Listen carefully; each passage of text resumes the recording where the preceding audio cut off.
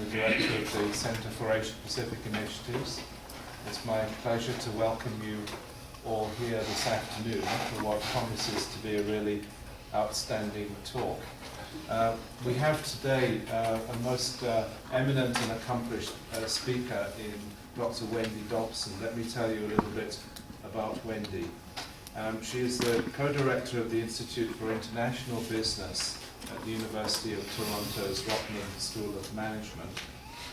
She's a former Associate Deputy Minister of Finance in the federal government and a former president of the C.D. Howe Institute, which is Canada's leading independent economic think tank, and a non-executive director of Canadian companies in finance and energy.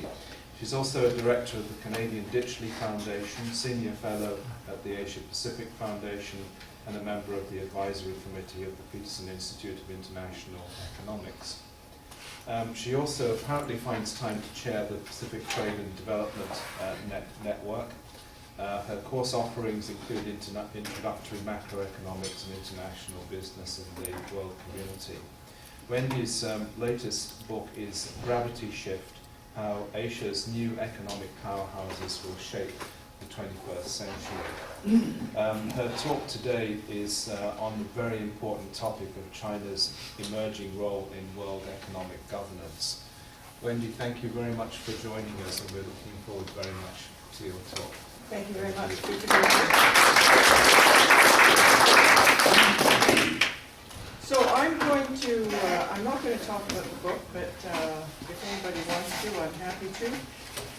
Rather, what I'm going to key off is a paper that I've delivered a number of times in China on economic governance rather than the whole waterfront of global governance. And what I find very interesting is that because of the speed of China's rise, there's been an emergence of expectations of what, just because you're big in economic terms, you should do. And so I'm going to look more closely at the evidence of China's role in economic governance, and then look a bit towards the future. And so I just use the, yes, that works. So at the same time, what's been going on, of course, is that the share of the world economy occupied by or represented by the G7, the G8 nations. If you look at it in the long sweep that Angus Maddison, the economic historian, was able to do, he had assembled comparable numbers that go back to 1300. And so you can see here, I have to walk over and look at where we are right now. But down here are India and China and their share of the global economy. And the G8, G7, G8, of course, are represented by this part. And then everybody else is white up at the top. And so you can see China and its well-known descent, and now its re-emergence. And part of the backdrop, of course, is that the G7 and the G8 are a shrinking share of that total global output. And so right now, around that 2003 mark, the rest of the world accounts for about 50% of the world economy. And by 2030, the rest of the world, so non-G7, non-G8, will account for about 65%. And China and India, which I'll group together, they were 20% in 2003. And by Madison's numbers, by 2030, they'll be a third of the world economy. And there are lots of numbers floating around these days, much more recent in their provenance, that predict that China's going to be a much larger share than these numbers would suggest by 2030. So big, in relative terms. I have to keep telling my students, it isn't that the US is declining away to nothing. It is that relatives are changing, and the US in relative terms is becoming less significant. But what does this mean in terms of power? And I'm not an expert on power like Joseph Nye, but one of the things that he tells us when he talks about economic power is, well, it's your ability to get others to do what you want them to do. And the reason I put up this slide is just to remind you that in per capita terms, China and India are still way down here, and likely to stay down here for the next couple of decades, although China has very clear quantitative ambitions to do better than this chart would imply. Nevertheless, what this says is that China is, it affects what China's worldview is. I would say China doesn't really have a worldview. Some Chinese do, and they're not all identical.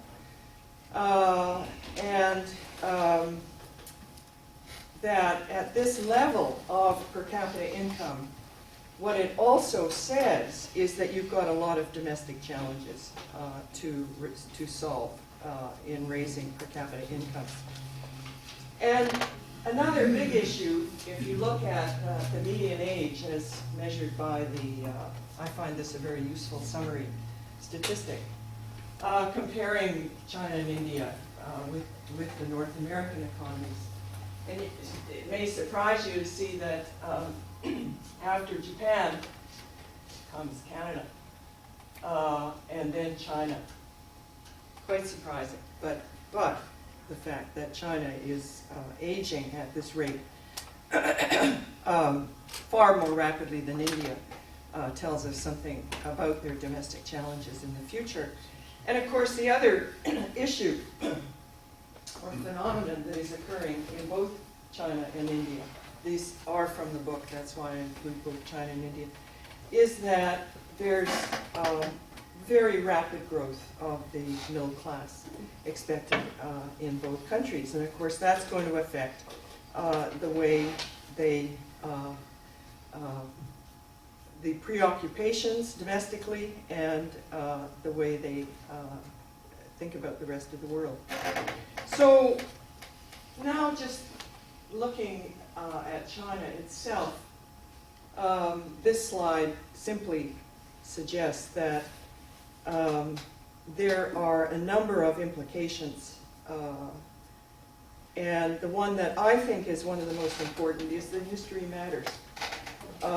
That the kind of history that China has known before its re-emergence adds up to today a still poor developing country in the words, I put those in quotation marks because they're familiar in their expression by a number of Chinese leaders from time to time.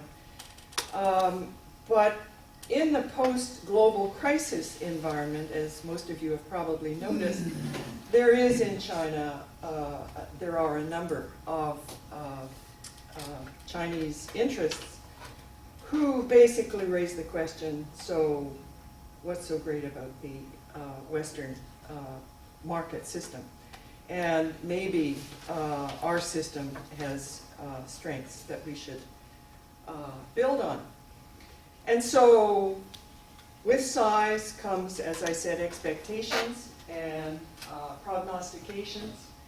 We're familiar with, you could call those the optimists rather than the pessimists, who basically say China's size, its history, means that, and its own rules of the game, it's going to change the rules of the game for the rest of us.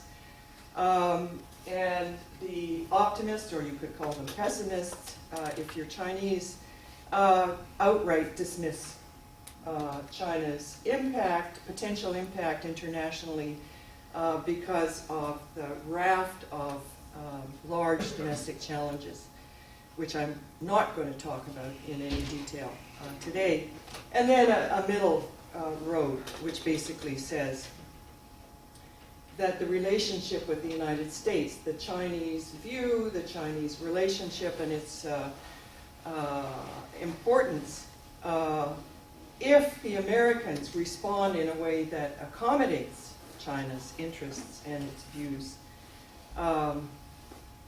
we can look forward to a reasonable evolution in the relationship that will still see China preoccupied with domestic challenges. So then, if my talk is about global governance, here are my assumptions, pretty basic, about what global governance is. And it's basically all about governments cooperating to produce what we economists call public goods that everybody benefits from. So peace and clean air, political stability. And you benefit from them whether you're participating in their production or not. But the advantage of cooperation in producing these public goods is that you have some say, you're cooperating, talking with your neighbors, and when push comes to shove, you may have some influence over your neighbors' domestic policies that you wouldn't otherwise have. And I think about all this in terms of a spectrum that goes all the way from cooperation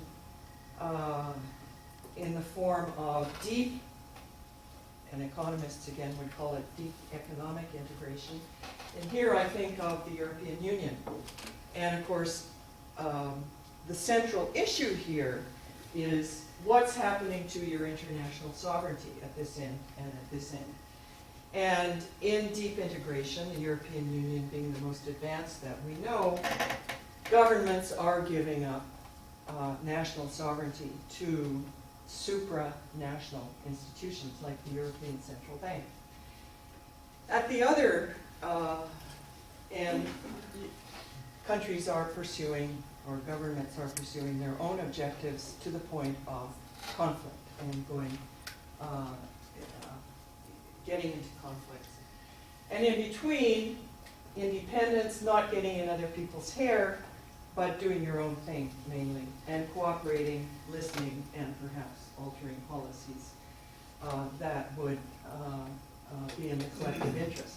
And so the kind of behavior I describe in the second line there.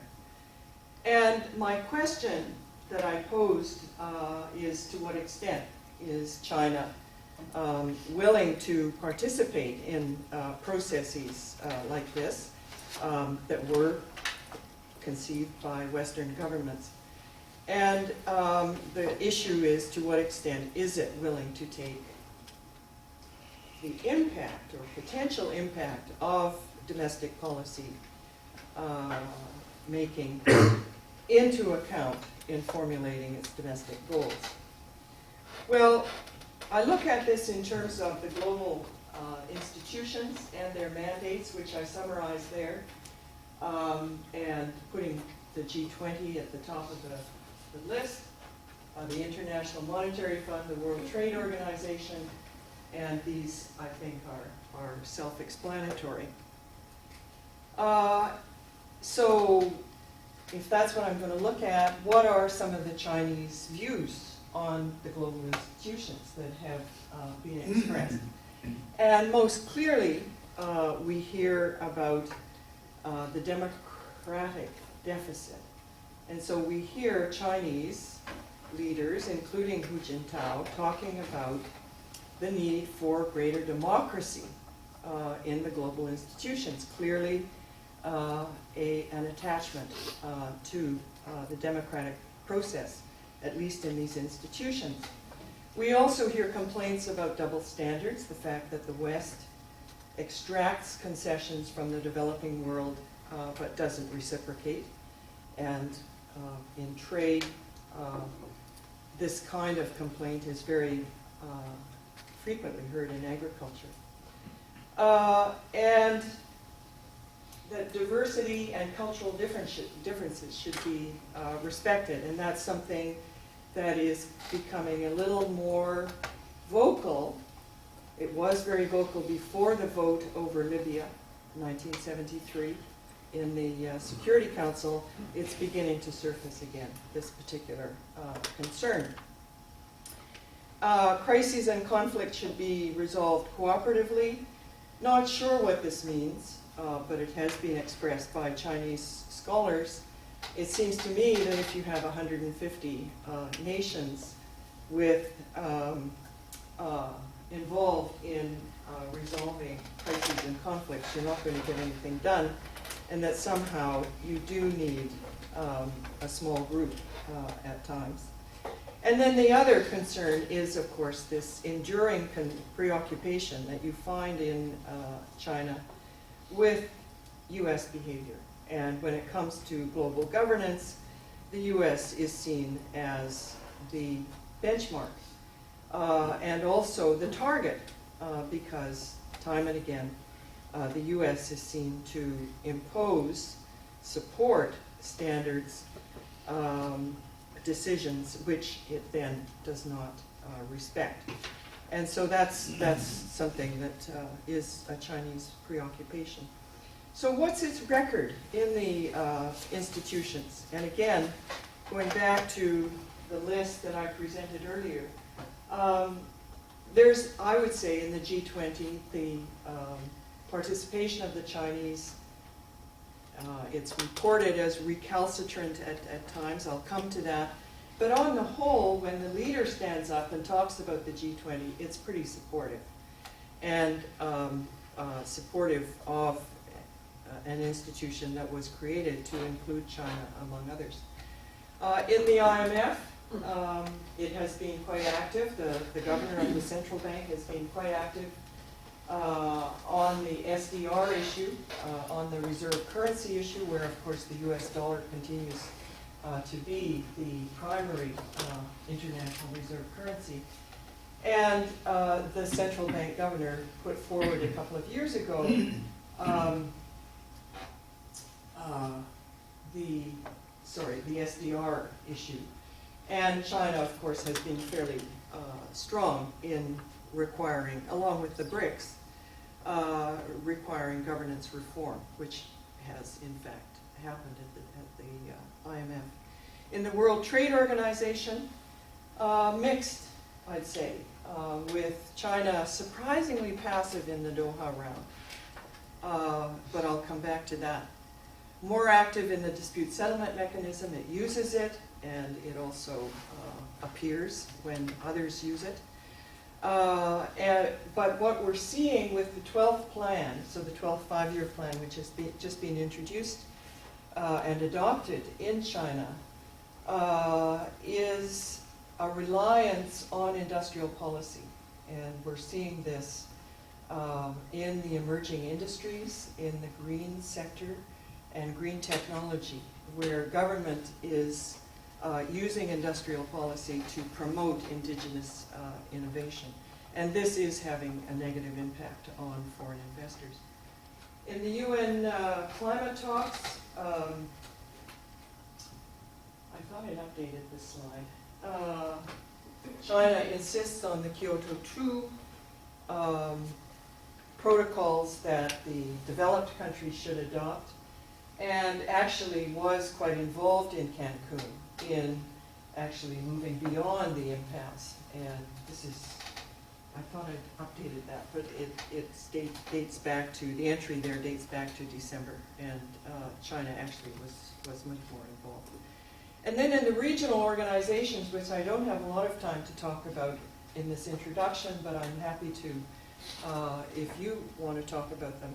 What is China doing in the Asian regional institutions, which we all know are quite nascent, and it has played a friendly and cooperative role, and actually has become one of the top 2 funders of the emergency finance mechanism that has been set up this year, or in the last couple of years, called the Chiang Mai Initiative, multilateralized, which is an emergency finance organization, sort of like the IMF, but only for use by Asian economies. And so I would summarize the record in a slide like this, where we don't see China involved in anything that we could agree would be, we would call deep integration. But along that end of the spectrum, certainly the G20, the IMF, and the financing mechanism in East Asia. Certainly involved in negotiating, so RTA stands for Regional Trade Agreements, and China has, I've forgotten the number, that are in the process. It's the low double digits.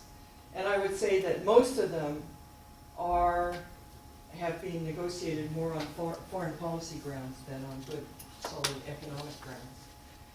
And then I put the IMF over here, free rider, in that when it comes to actually making commitments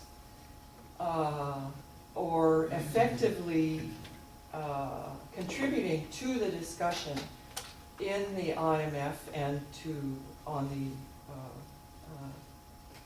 margins of the G20, if you call the IMF marginal to the G20, which I suppose it isn't.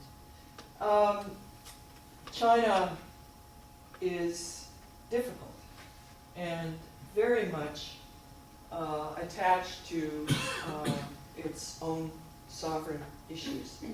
And we can have a discussion about whether the renminbi should appreciate in response to external pressure.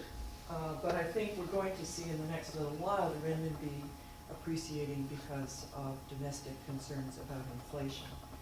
And so there's the whole exchange rate issue within the G20 and the IMF when it comes to China is a really interesting sort of back and forth between it's mostly what's good for China with the rest of the world asserting, well, what China does with its exchange rate is important to the rest of us, increasingly.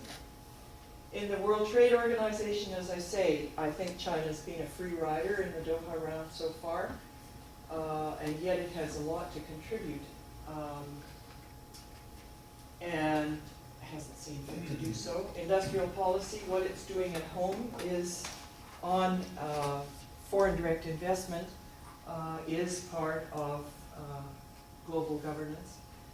And then at the climate change talks, while China has been in the forefront of spearheading a developing country initiative and standing up for the developing countries against the developed, who, of course, they argue, along with the Indians, created the stock of greenhouse gases that we have to deal with.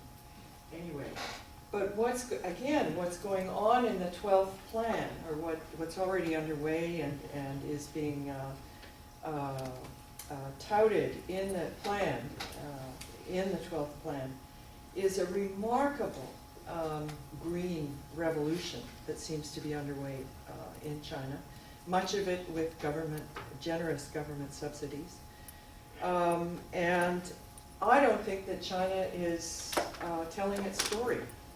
I think on climate change, if we look back 10 years from now, we may say that some, not necessarily the technological breakthroughs, but some of the scale economy breakthroughs in some industries started in China. And it will be because of industrial policies like government procurement, like targeting certain industries, and encouraging green technology the way they have. So the 12th plan talks about new energy, which includes smart grids. It talks about new materials, IT, nuclear, but also about biotechnology research, advanced manufacturing, and that seems to be a buzzword for high-speed rail and other transportation, the electric car initiatives, and of course, the initiatives that have been taken in aerospace. So where does all this leave us? Is it willing to change domestic policies in recognition of international interdependence? And I would say it's a very mixed story right now, with the answer in some areas being not right now. And there it seems to be because domestic interests are weighed more heavily than international. Maybe in climate change, and as I say, I think there's China, if it wished to, could actually provide some global leadership, which is not something that I thought I would say 2 years ago. And then very much a mixed set of issues around the IMF, where it wants to take more of a leadership role, and yet when it comes to specific commitments, and I have to say it's not that much different from the Americans, when it comes to specific domestic interests, there's foot dragging, which isn't very helpful. And so I think that looking forward and coming to a conclusion on all this, China's participation so far has been fairly reactive, and that we're living through a period right now where there are significant interests in China. It's not universal by any means, where people are asking whether, given what happened in the global crisis, state capitalism is better than market capitalism.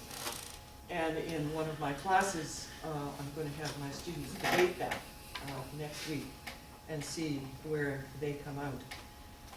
I think that we read a lot of articles these days where there's just, it's a slam dunk.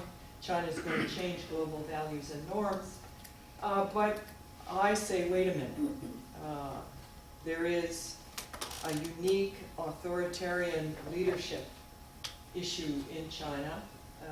I don't think the Chinese are clear on how that is going to evolve in the years ahead. But certainly the young Chinese that I know want to see more pluralism and more accountability, more press freedom, and more accountability. And yet, in China, we are seeing still prices determined by governments, fairly heavy reliance going into the 12th plan at least on national champions and industrial policies. And the goal in the 12th plan is inclusive growth. That could be coming out of New Delhi, but it is coming out of Beijing. And the question is whether distribution could become more important than efficiency. And finally, economic decision-making still is very much driven by security issues. And so if that's some of the characterizations of the way things are in China, what does that mean externally? And I look at that list and I think about the 1980s, where we moved away from industrial policy and interventionism because we found that we usually got the prices wrong when we tried to set the prices. And we found that industrial policies were often expensive and not very cost effective. And so it's sort of, well, we've been there, done that, and it's not very compelling as a menu that China should bring to the international negotiating tables. And so, and I guess the other thing that I'd end up with is an if question.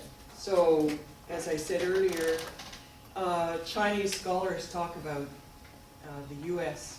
Following its own advice and living by the international rules that it was so involved in setting. So what if the US did become a more normal country? And we're actually seeing part of this play out on the television screens as I speak, where the US is saying, well, we'll lead to get Libya started, but then the rest of the world, or the rest of Europe, has to take over. And what does this mean in the Asia Pacific? And I think there are some pretty profound implications there, because, at least in my view, the US-Japan alliance has provided a foundation stone for the economic miracles in East Asia. Political security, political stability has been the foundation stone, the stepping stone to wealth as a source of influence. And the US has been willing to bear the burden and the cost of regime maintenance. So what if, as a normal nation, the US is willing to accommodate China? And it seemed to me that through the fall we heard a series of very interesting speeches by Hillary Clinton and by Tim Geithner, again leading up to Hu Jintao's state visit to Washington in January.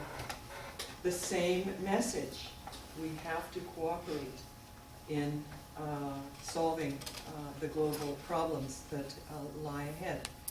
And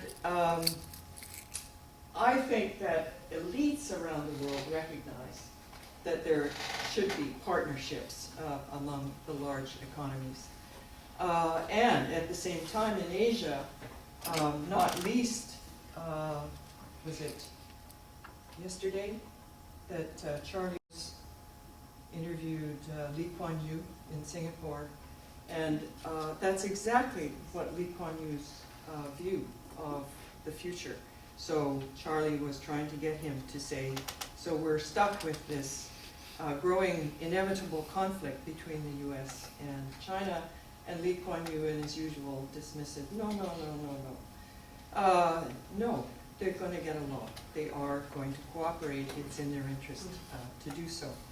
And I just close with the final observation that there are major domestic challenges that China faces that will keep it preoccupied, not indefinitely, but over the next couple of decades.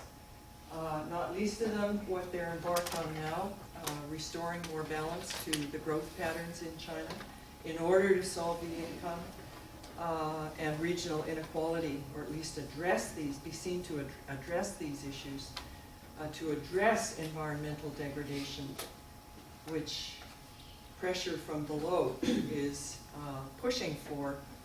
And I guess my own concern is the financial system and its close linkage with monetary policy, something I haven't had a chance to talk about.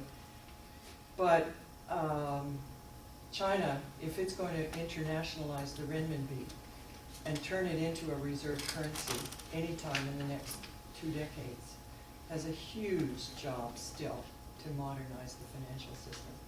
And in between now and then, just as yesterday there was a headline, a big front page FT, whether the Industrial and Commercial Bank of China has a huge loan, stock of non-performing loans that it's going to have to disclose. We don't know. So I come back to partnership as the way of the future, not conflict. It's not inevitable. And one of the reasons, there are many others that scholars in this room would probably add, where China will continue to be preoccupied at home. So with that, I'm happy to open up to short speeches, comments.